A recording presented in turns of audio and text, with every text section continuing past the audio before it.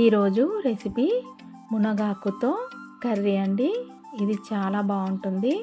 ముందుగా మునగాకు తీసుకొని శుభ్రంగా కడిగి స్ట్రైనర్లో వేసి పెట్టుకోవాలి. చూడండి మునగాకు.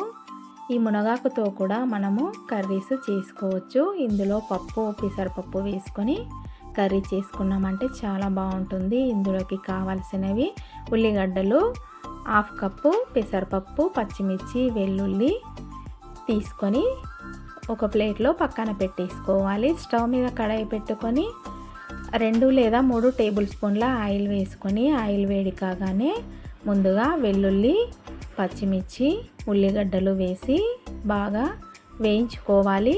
పచ్చిమిర్చి మెత్తబడే వరకు, ఉల్లిగడ్డలు వేగే వరకు కలుపుతూ వేయించుకోవాలి. ఇందులోనే కొద్దిగా కరివేపాకు కూడా వేసుకోవాలి. కరివేపాకు కూడా హెల్త్కి చాలా మంచిదండి. ఈ మునగాకుతో కర్రీ ఒకసారి మీరు కూడా ట్రై చేయండి. చాలా అంటే చాలా బాగుంటుంది. ఈ కర్రీ చేసామంటే ఇంట్లో పెద్దవాళ్ళు కూడా ఇష్టంగా తింటారు. అంత బాగుంటుంది. మళ్ళీ ఈ మునగాకు కర్రీ హెల్త్కి కూడా చాలా మంచిది. ఎన్నో ఆరోగ్య ప్రయోజనాలు ఉన్న ఈ మునగాకు కర్రీని ఒకసారి మీరు కూడా ట్రై చేయండి. 1/2 స్పూన్ పసుపు వేసుకొని కలుపుకొని మునగాకును వేసి బాగా కలుపుకోవాలి. మునగాకు వేయగానే ఇట్టే మగ్గిపోతుంది.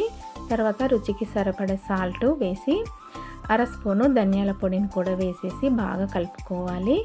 కొత్తిమీర ఉంటే కొత్తిమీర కూడా వేసుకోవచ్చు.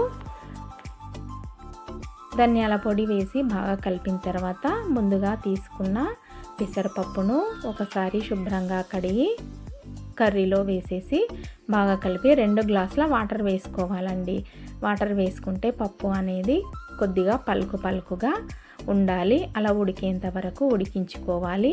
అంతే అండి. ఈ కర్రీ చాలా ఈజీగా ఉంటుంది మరియు హెల్త్కి కూడా చాలా మంచిది కాబట్టి ఒకసారి మీరు కూడా ట్రై చేయండి. ట్రై చేసి ఎలా వచ్చిందో కామెంట్ చేయండి.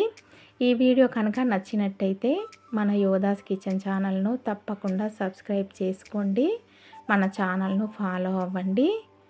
అంతే అండి. మునగాకు కర్రీ రెడీ అయిపోయింది. ఒక బౌల్లోకి తీసుకొని సర్వ్ చేసుకోవడమే.